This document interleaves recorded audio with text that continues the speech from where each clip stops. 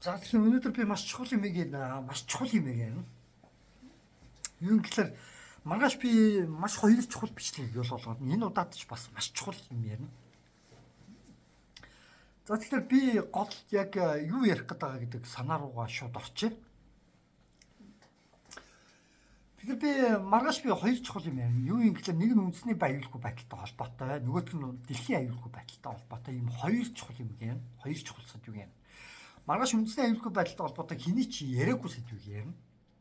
Гэхдээ тэрийг би ил гаргаж тавина. Гэхдээ яриад интернет оруулсан байгаа л да. Маргааш би ил болгоно. Үндэсний аюулгүй байдалтай нөгөөх нь дэлхийн аюулгүй байдалтай холбоотой ийм хоёр сэдвийн хүрээнд би хоёр бичлэг би өнөөдөр хийсэн байгаа. Гэхдээ би маргааш оруулна.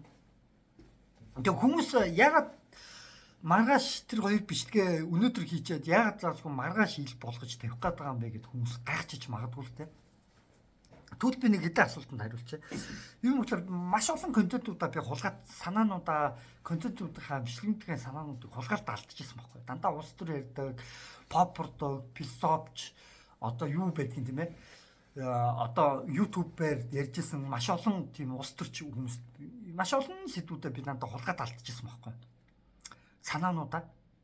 Тэгээ би санааг нь гаргаж яадаг. Тэд нэр алдар нийгэм хүртчихэд шудраг бус байсан. Тэгээ хамгийн гол нь нэг өдөр гэвд гаргачлаа гэж цагийн дотор хулгайлаад тавьчлаа да маргааш нь эхлээд яг хэн төрүүлж гаргасан мэддэгэ болчдөг. Яг тэгвэл YouTube, Facebook дээр цаг заадаггүй. Цаг заадаггүй зөвхөн өдөр заадаг. Тэр яг нэг өдөр гаргасан болонгууд хэн төрүүлж гаргасан мэддэгэ болчдөг. Тэгүн гот яадын гэхэлэр заваараад нөгөө нэг санаага нэг хэдэн цагийн дараа нэстэй хулгайлаад тавьчихдаг болохоор тухайн өдрөө л багтаад нэг санааг нь ингээд хулгайлаад тавьчихлаар дараа өдрүүд нь яадын гэхэлэр нөгөө бичлэгийн хин төрүүлж гаргасан гэхэлэр олон сувг хандлттай, олон хандлттай мөнгөөрөө болцсон тэр хүмүүсийн анхлын санааг нь гаргасан юм шиг хүмүүс баг тэгээд ойлгочдөг. Тийм болохоор би ядаж нэг ганц хоёр өдөр байлгаж байгаа бичлэгүүдээ ил гаргая гэж би одоо бодсон. За тэгэхээр энэ удаад би маш чухал юмнууд би одоо ахад гол сэдв рүү оръё. Тэгэхээр би нэг өнөөдөр энэ удаад би хэд хэдэн чухал хүмүүсийн тухай юм гэдэг ярих юм байна. Сошиалор од болж байгаа улс төр ярьдаг, улс төрлөө орохоор зэгж байгаа хүмүүсийн тухай, YouTube-руудын тухай юм гэдэг ярина. Ерөнхийдөө өөрийнхөө үзэл бодлыг би ярина. Нууц хаалгүй шууд нүрээ ил гаргаж агаад нэрийг нь дурдаад шууд явчих гэж бодож байна. Зургийг дурсан ч яг шууд зургийг нь харуулж байгаа. Яриа явчих гэж бодож байна. За тэгэхээр нэгт YouTuber амраа, комедийн амраа. Комедийн амраагийн тухай би юу гэж ярих гэж байгаа юм гэхээр либерал ярьдаг хүн. Хоёрт идэр бат, эдийн засаг ярьдаг. Улс төрч манай Монголын одоо яг уу тийм ээ улс төрч ярьдаг. Тэгээ бас гэж юу вэ гэх мэт иймэрхүү суугуудын тухай ер нь сүүлд гарч ирж байгаа тийм ээ Скетэн подкаст нь үнэн үү вэ? Ер нь ихэнх хүмүүсийн тухай би өөртөө зүгээр өөрийнхөө үзэл бодлыг юмгтээ яриа авчи. Гэтэ өвчлэн энэ гурвын тухай би зүгээр ярина. Энэ удаад. Тэгэхээр би бол юу гэж хардж байгаа юм гэхлээр либералын амраа, комедийн амраа бол бүр баг бахта нэг миний байшин билүү нэг ямар нэвтрүүлэгт үлээ ордог байсан ба нэг хитэн хосууд хоорондоо ингээд нэг хитэн залуус ингээд нэг байшин амьдраа тэгээд тэрийг ингээд нэг лайваар шууд ингээд дамжуулдаг тийм нэг шоу нэвтрүүлэгт оролцоод либерал амраа, комеди амраа чинь од болж гарч ирж байсан байхгүй юу. Тэгээ би одоо бодоод тахнаа юу гэж харж байгаа юм гэхээр баг бахта би бол мэдхгүй штэ. Би чинь либерал амраагаас тодорхой хэмжээ жоохон дүү. Гэхдээ би баг бахта би мэдхгүй штэ. Тухайн хүмүүсийг үзэл эдгээр одоо жинхэнэ шоу юм бахта гэж боддог гэсэн. Тэгээ том болоод учрыг ингээ ойлгож байгаа хүмүүс юу гэж харж байгаа гэхээр өдөр чи зүгээр шоу буюу одоо юу гэдэг цаанаас зохион байгуулалтаа ингэж хэлээрээ тэгэж хэлээрээ тэгээрээ ингээрээ гэдэг ерөнхийдөө хүмүүсийг жоохон хөгжөөхийн тулд шоу маягийн юм оролдог байсан юм биш үү? Энд чи зохион байгуулалтаа шоу зүгээр жинхнээсээ зүгээр ингээ нэг лайв хийгээд жинхнээсээ тийм болдоггүй байсан юм биш үү? Тэгээ том болохтой ойлгож байгаа байхгүй. Тэгээд би юу гэж бодож байгаа юм гэхээр либерал амрааг бол бүр баг багаас нь ихсүүлээд цаанаас нь улс төрч болохоор бүр багаас нь ихлээд ингээд олонний танил болохоор бэлдчихсэн болов уу гэж би одоо хардаж эхэлж байгаа байхгүй. хардаж эхэлж байгаа. Бүр бага багасан ч. Тэгэхээр гадны ямар нэгэн санхүүжилттай ямар нэгэн байх өндөр магадлалтай гэж би одоо хардаж байгаа. Тэгээ либерал яриад идэгэн ч гэсэндээ баруун нэг шүтсэн ерөнхийдөө Америкт бас сургууль сурч ирсэн ороод ирсэн гэж бодлоор бас тодорхой хэмжээд баруунаас санхүүжиж явах өндөр магадлалтай гэж би одоо хардаж байгаа. Шулуухандаа гэж хэлээд. Тэгээд гол нь энэ бас либерал ярьж байгаа үедээ сайн зургийн гадаадаас ажилтан оруулах хуулиудыг дэмжиж яриа зогсож исэн тэр юу за Liberty Pub л тэр нэвтрүүлгээрээ дэмжиж яриа зогсож исэн өөрөө над бас тиймэрхүү сэтгэлээр бацдагч өгөх шиг санагдсан. За Идэрбат. Тэгэд яг би багтаа нэвтрүүлгийг үзчихлээ та. За ингээд нойлын цаас ингээд хит ивэ тэгдэг мэгдэг гэд ингээд ярьж исэн юмнууд нь чсэн би ингээд одоо бодоод тахнаа цаанаасаа зохион байгуулалтаар тэр залуугаар тийм ярилж исэн болов уу гэж би удаа амраг боддог хөхгүй. Тэгээд одоо бол улс төрлөө үзэгдэж байгаа шиг байна. За сошиал Идэрбатын тухайд бол би багаас нь бол мэдэхгүй.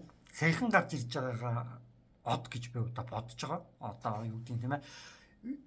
Эдийн засаг яаж гарч ирж байгаа. Бас томоохон одоо юу гэдэг юм тийм ээ. Маш өндөр хандлт авдаг. Маш олон хүмүүс дагагчтай маш олон хүмүүсийн хүндлэг хүлээсэн Идэрбат гэж одоо бодож байгаа. Эдийн засагч ярьдаг.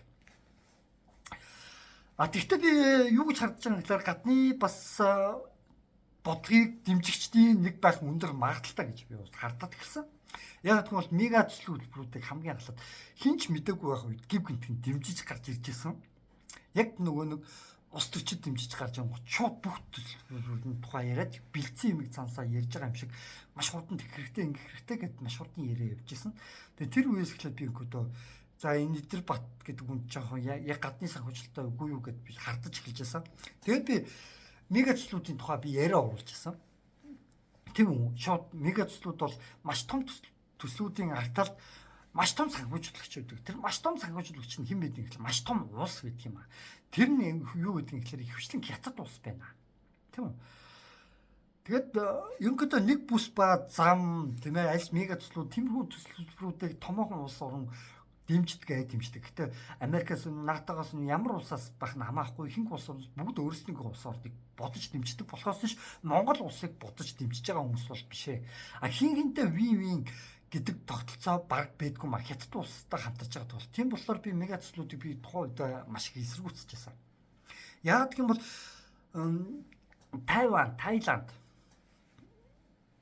Окей, Таиланд тийм үү. Тэгээд тэр нэг Шри-Ланка гэх мэт улсууд чинь Тайван биш шүү. За Таиланд, Шри-Ланка гэх мэт улсууд бүгд нэг бүс ба замч гэдэг юм уу тийм ээ. Тэр мега төслүүд дээр бас холбогдсон байдаг хятадтай. Тэгээ холбогдонгуудаа яадаг юм гэхээр Таиланд бол ерөнхийдөө нэг бүс ба зам гэдгээр холбогдлоо онгоцны саяхан осол болсон. Тэр Солонгос улсад онгоцны осол болсон шүү дээ. Тэр Солонгос улсад болсон онгоцны осол яасан гэхээр Таиландаас гарсан байхгүй юу. Тэгээд учир нь олдог байгаа. Торонс нь ажиллахгүй байсан. Тэгэхээр миний хардж байгаагаар юу юм гэхээр энэ бол Таиландаас гарахтаа ямар нэгэн байдлаар гэмтсэн гэж би одоо бодож байгаа. Таиландын хэдийгээр Таиланд хятад хоёр тусгаар тогтносон улс ч гэлээ гэсэн хятадын нэг бүс ба зам гэдэг юмгаар маш их холбоотой байдаг болохоор хятад ажилчид ч гэсэн онгоцны буудлын дээр нь ажиллаж идэг гэж би одоо боддог. Дээрээс нь дайн дажин Тайванд хятад Америк хоёр дайтахад бэлэн байна гэдэг иймэрхүү зар тарааж ирсэн. Тийм үү? Зар тарааж ирсэн. Хятад Тайван хоёр ерөнхийдөө одоо байлтгад бэлэн байна гэдээ зар тарааж ирсэн. Тэгээд яг энэ бүстэй ингээд ерөнхийдөө ингээд юу болчихж байгаа байхгүй юу? Онгоцны осол бас холбоотой байх магадлал гэж би хардж байгаа. Гэхдээ би мэдээж хардж л хэлж байгаа учраас би яг үнэн ботон би мэдэхгүй. Гэхдээ хардж хэлэхээс урахгүй. Гол нь юу юм гэхэлэр Тайваны төлөө Америк хятад хоёр дайтан шүүгээд саяхан хэдэн хоногийн өмнө өөрснөө ингээд ам хүрэж исэн бохгүй юу? Америк хятад хоёр Тайваны төлөө дайтахад бэлэн шүүгээд. За тэгэхээр энэ бол миний одоо маргааш илчилж тавих бичлэгтэй холбоотой зүйл болохоор би ингэсгээд орхив. Тэгэхээр би юу гэж хэлэх гээд байгаа юм гэхэлэр ерөнхийдөө мега төслүүдийг бол дэмжиж гарч ирж ирсэн. маш хурдан дэмжиж байгаа. Тэгээ энийг батгаж байгаа юм шиг сайн зургийн бас гадаадаас ажилтан оруулах тэр юуг нь идрээ гэд энэ юу эдийн засагч ютубер бас дэмжиж эхэлсэн. Яг миний дээр гадны бодлогыг дэмжиж үгүй юу гэдгийг тэ хардж байгаа тэр бодлогыг бацдагч өгж байгаа юм шиг дэмжижсэн. Дэмжээ ярьжсэн. IQ сайтай хүмүүс, IQ муутай хүмүүс гэдэг чинь нэг тиймэрхүү юм ярьж байгаа хугацаанд та ерөнхийдөө гадаадаас ажилтан IQ сайтай баг ухаантай ажилтныг оруулж ирэх сайтай, инженерүүд оруулж ирэх сайтай гэдэг либерал амраач гэж дэмжиж байгаа, эдэр батч дэмжиж байгаа, сайн зураг ус дэмжиж байгаа. Тэгээ би сайн зургийн тэр тийм ээ тэр хуйлуудыг би шүүмжлээд би бичлэг хийсэн. Өмнөх миний бичлэгийг үзчихсэн хүмүүс бол мэдж байгаа. Би хүрэл сүх ерөнхийлөгчд би тодорхой хэмжээд энэ бичлэг үндэсний аюулгүй байдалтай холбоотой юм бол энэ хүрэл сүхтэй маш их холбоотой асуудал лээ. Би хүрэл сүх рүү энэ бичлэгээ илгээнэ гэж хаад би илгээсэн. Тэгээ хүрэл сүх бол тодорхой хэмжээнд бол миний тэр бичлэгийг үтсэн байх ёстой гэж би одоо бодож. Яг гэвэл би яг өөрийнх нь хаяурын өөрийнх нь бичлэгийг явуулжсэн болохоор. Тэгээ хүрэл сүх ерөнхийлөгч яасан гэхээр тэр сайн зургийн тэр гадаадаас ажилтан оруулах хуулинд нь тодорхой хэмжээнд хориг тавьсан. Зарим заалтуудаар нь хориг тавьсан. Хүрсэг бол энэ хүрсэг ерөнхийлөгч энэ дээр маш сайн ажилласан гэж би одоо бодож байгаа. Маш сайн ажилласан баггүй. Хүрсэг ерөнхийлөгч тодорхой хэмжээнд хориг тавьсан. Зарим хэсгүүдээр. Тэгвэл либерти амраа ажилласан зарим зэрэг хориг тавьулж байгаа юм уу тэгээд баг буруу гэдэг хүлэн зөвшөөрч байгаа юм шиг баг гээд баг тэгж ярьж байсан. Тэгээ би юу гэж хэлэх гээд байгаа юм гэхлээр инженерүүд гаднаас оруулж ирнэ гэдэг амар сүрхий юм яриад байдаг тийм үү? Одоо либерти амраа, сайн зураг, эдэр бат энэ төр гаднаас ухаантай ажилтнууд орж ирнэ гэж яриад байдаг. Гэтэл яг үүндээ манай их ч өөрөө инженер байсан гэдэг би удаадаага хэлж байгаа. Инженерүүдийн ихэнх нь гадагшин цөлцсөн. Монголд ажлын байр гаргаагүй, олдохгүй ингээд цөлцсөн. Монголчууд инженерүүдээ оруулж ирэх нэг ч алхам хийгээгүй. Монгол улс нэг ч алхам хийгээгүй. Гаднаас инженерүүдээ оруулж ирэх ажлын байраар хангах нэг ч юм хийгээгүй. Тэгсэн хэрнээ гаднаас инженер оруулж ирнэ гэдэг. Гэтэл гаднаас яг инженерүүд орж ирэх үү? Миний бодлоор үгүй. Юу юм бэ гэхлээр яг инженерүүд орж ирэх. Тэгэхээр асар өндөр цалинтай орж ирэх.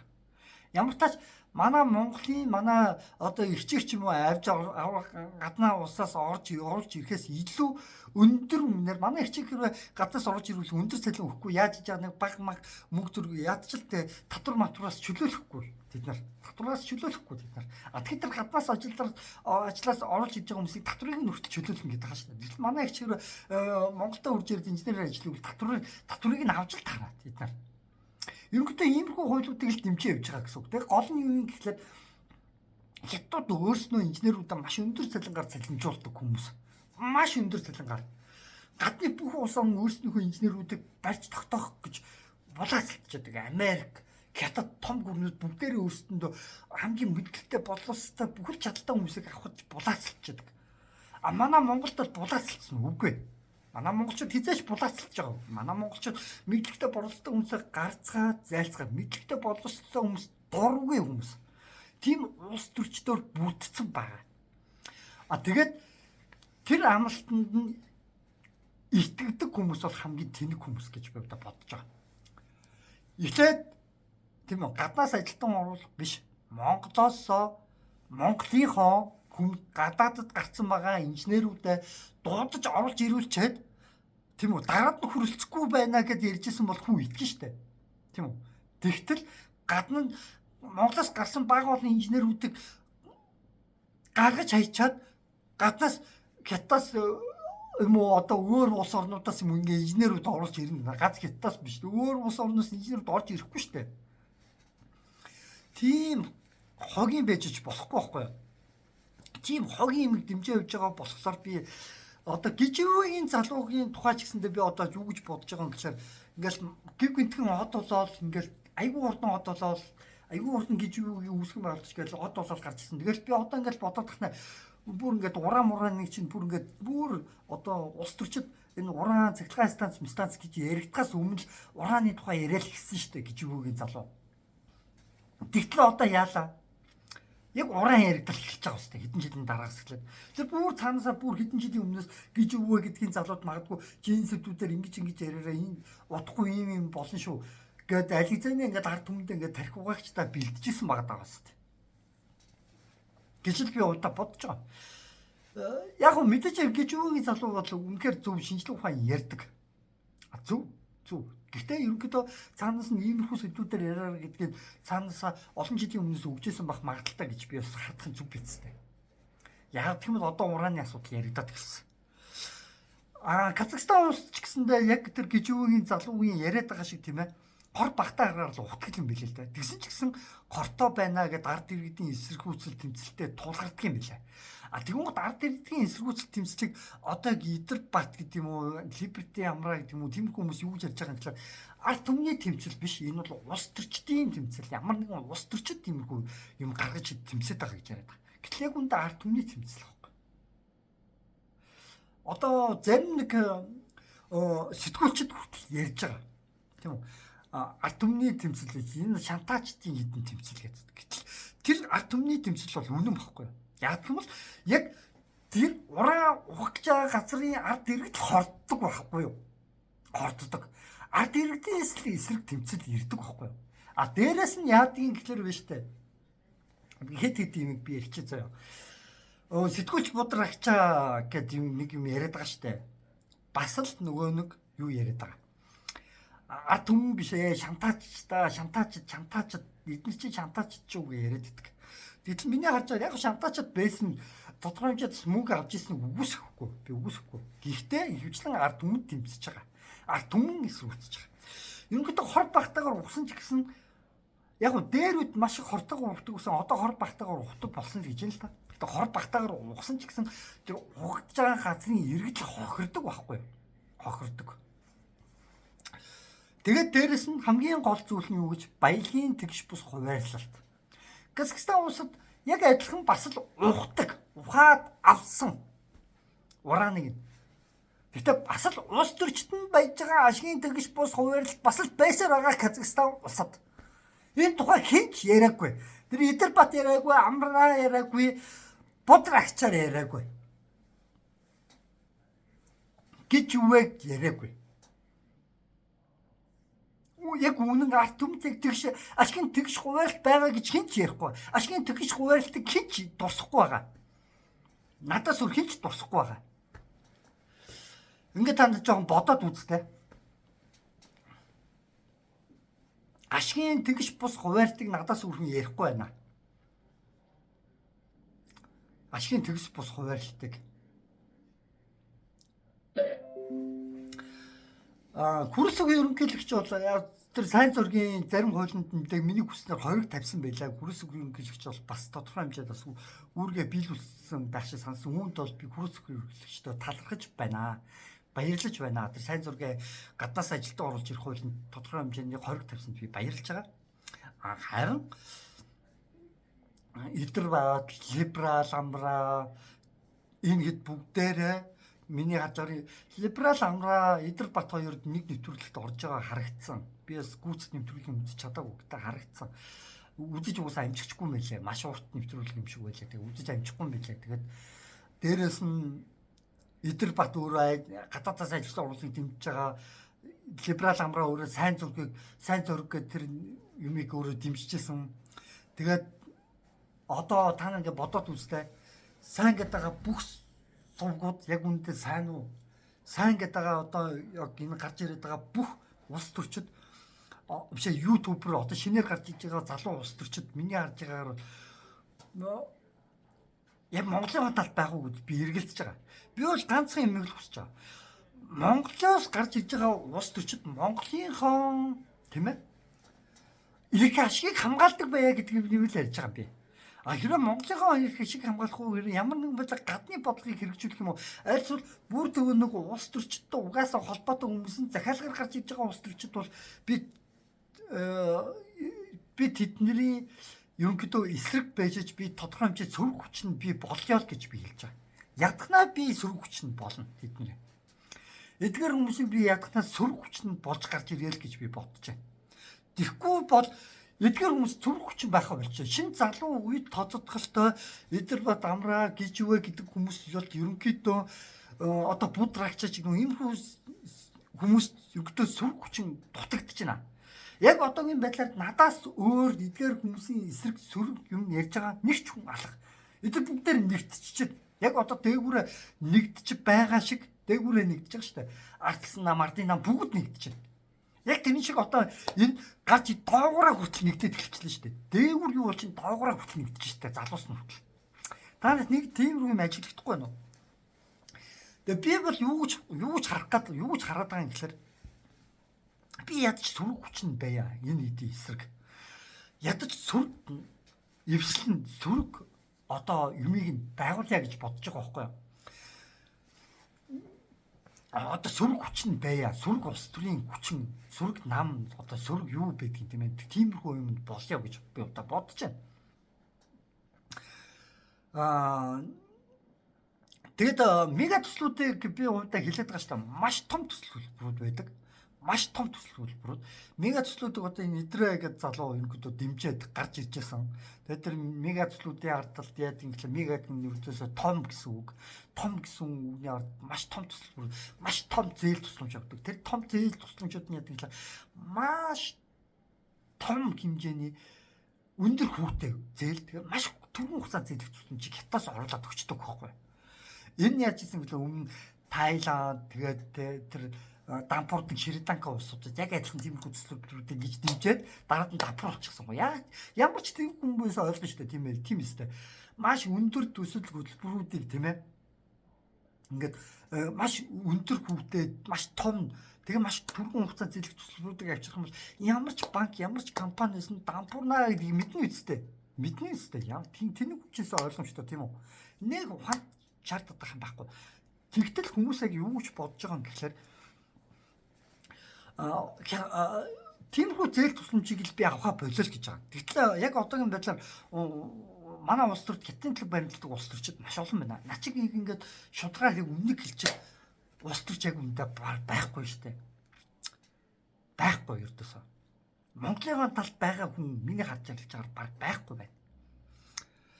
Нөгөө хоосон эдийн засаг ярьсан нөгөө хамаг өдөг тийм ээ. Алт мөнгөө гаргаад оронд нь хоосон цаас аваад тэрнийгээ дотоодын нийт бүтээгдэхүүн болгоод тийм үү. Нөгөө нэг дотоодын нийт бүтээгдэхүүнээр нэг юм харж болдог гэж байгаа шүү дээ. Хэр их баялагч нь гадагшаа урсан бай гэдгийг харж болно. Түнэс хэр их та нар ядуусныг харж болно. Гадаад дотоодын нийт бүтээгдэхүүн өстөө гэж ярьдэн шүү дээ. Тэр чинь яг уруу хамааралтай гэж байгаа шүү дээ. Дотоодын нийт бүтээгдэхүүн ингээд өссөн заяа. Нэг хүнд оногдох ингээд бүтээгдэхүүн чинь ингээд өсөө та нар ингээд айгүй баяжлаа нэг хүнд оногдох бүтээгдэхүүн айгүй өндөр болчлоо та нар баяжлаа гэж ярьсан чинь яг үүндээ та нар тэр хэмжээгээр ядуурчлаа гэдгийг харуулдаг гэж байгаа шүү дээ. Яасан ч тэр хэмжээгээр хамаагүй баялгууд нь яг үүндээ гарцсан байдаг. Тэр хэмжээр бүх баялгуудаа гараад онд нь тэр хэмжээний цаасан компьютер дээр хэвлэгдсэн цаасан мөнгө тоо алгоритм бичсэн тоо мөнгө ороод ирдэг гэж байгаа юм. Хам баялгууд нь гарцсан байж байгаа. Харин оронд нь цааснаар бичсэн тоо алгоритмээр бичсэн тоо мөнгө ороод ирдэг. Энийг л эдийн засгчид дэмждэг гэж байгаа байхгүй. Хоромч эдийн засгч, хоромч онолчд. Тэгвчлэн гадны бодлогыг дэмжиж суучдаг. Санаатай ч вэ, санамсаргүй ч вэ ерөнхийдөө ийм хүн дэмжиж суучдаг хүмүүс маш олон. Монголчууд өөрсдөө үйлдвэрлэгч орн болж яагаад болдгоо. Үнэхээр тусгаар тогтносон орлон бол өөрсдөө үйлдвэрлэгч болоод өөрсдөө тийм ээ тэр түүхийн эдээ үйлдвэрлээд гаргадаг өөрсдөө орн болж болно шүү дээ. Яагаад хин чин тухай ярьдгүй. Гаргач. Мөнгө авъя шунал. Ийм байгаад яагаад ийм бидгийг. Дотоодын нийт бүтээгдэхүүн өснө. Дундаас нь би л хожиж ивэл болоо гэдэг нэг хувиа хичээсэн нэг хэдэн эдийн засаг тэгээд нэг эдийн засаг тэр дагаж ирсэн дундаас нь хувьцаа аваад хувьцаанаас нэг хэдэн мөнгө авах гэсэн хүмүүсийг л дагсан хүмүүс тиймэрхүү яриад гэж байгаа юм л да. Айлсууд нэг хэдэн улс төрчид дундаас нэг ажлын мөнгөний аваад идэж угаадаа хитний тэгш бус хуваарт гаргаад өөрснөө бажаад ард түмнийг ядуурлаад байлгах шиг зоригтой нэг хэдэн хүмүүс үүнийг дэмжиж ах шиг байгаа юм. Тэгэхээр та Бабка баяр сайхан тухай би бас жоохон ярьчих гэж бодлоо. Бабка баяр сайхан ах өнөөдөр яриа оруулсан байлаа. 2024 5 оны 1 сарын 11-ний тийм үү жигсаалт битгий очоо гэд ингээд яриа үлдээсэн байл л дээ. Жинхэнэ удирдах чинь гарч ирээгүй байна. Энд чинь 2 3 бүлэглэлийн тийм ашиг сонирхол явагдаж байгаа гэсэн ухааны юм ярьсан байлээ. Яг одоо яг юу ярьсан сайн санахгүй байна. Гэхдээ ерөнхийдөө тэгэд гол удирдах чинь олоогүй байна юм тийм яриад илээ. Бабка баярсах. Тэгээд гол удирдагч лидерээ олоогүй байна. Тэр лидер нь хэнийгээ олж тавихаа мэдэхгүй байна. Оюун урдыг огцруулаа хэнийгээ олж тавихаа мэдэхгүй байна. Одоохондоо цаг нь биш наа. Тэгээд дээрс мөнгөгүй хүмүүс хэрэгтэй байна л гэж ярьдагч байсан. Би мөнгөгүй тийм лидерүүд хувьсгал хийдэм аа гэж яриадсан. Яг үнэндээ бол надад бол би л авдаг мэдэхгүй. Надаас өөр мөнгөгүй тийм ээ. Дэг энэ шууд ингээд тийм ээ би өмнө нөгөө нэг 41 бичлэгийн 40 мянган хүн үтсэн тийм үү. Тэмцэн шүү гэж зөрөгтэй дуурж исэн. Тийм үү. Яг тэгээд одоо яг энэ шинэ гарч иж байгаа энэ ус төрчдгийг шүүмжлээд яг жинхэнэ утгаар нь ингээд шүүмжлээ тийм үү. Ингээ гадны өөрийнхөө бодлого яриад тийм үү. Яг ингээд зөрөгтэй ингээд тэмцэн шүү гэд ингээд ярьж байгаа би л авдаг надаас өөр хүнийг би л мэдэхгүй юм байна. Бабка баярсах яг ямар хүнийг хүлээж байгааг би сайн ойлгохгүй байгаа. Тэгэд би бол нөгөө надаас өөр хүнийг би бол мэдэхгүй юм байна гэж. За тэгээд та нар тэр Эдэр Бата дэмжнэ үү тийм ээ, либерал амраагаа дэмжнэ үү тийм ээ. Айлсвал гэж юугээ дэмжнэ үү? Зүртсээ хамаахгүй л тэр бодрагч сэтгүүлээ дэмжнэ үү хамаагүй тийм үү? Гэхдээ эцэст та нар зөв үнэ дэмжээсэй л гэж би тааднаас үсэж байна. За тэгээд энэ хүргээд энэ бичлэгээ өндөрлөө. Өнөөдөр 2025 оны одоо дахиад 1 сарын 11 болчихлоо л доо. 1 сарын 11-ний тэг 6 минут болж байна. Тэг 6 минут болж байна. Дөнгөж сайхан л 10 байлаа. Нэг 6 минутын өмнө 10 байлаа. 6 минутын дараа 11 болчихлоо. Дөнгөж сайхан бичлэгээ дуусгах гэсээр л 11 болчихлоо. За тэгээд энэ хүргээд энэ бичлэг өндөрлөө.